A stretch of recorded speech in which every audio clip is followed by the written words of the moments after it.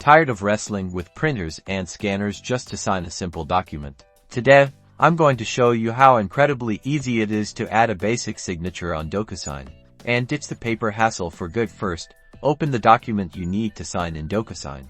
Locate the Sign Here field that's been designated for your signature. Click on it. A window will pop up that says Adopt Your Signature. Here, you have three options. You can draw your signature using your mouse or trackpad.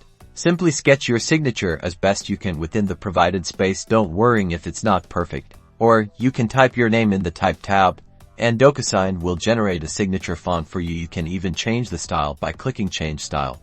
Browse through the different font options until you find one that you like. Lastly, you can upload an image of your signature. This is great if you already have a digital signature saved on your computer. Just select the image file from your computer.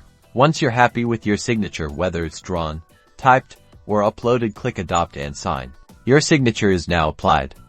Click the Finish button to finalize the document, and that's it. Easy, right? No more printing, scanning, or mailing. You've successfully added a signature to your document with Docusign.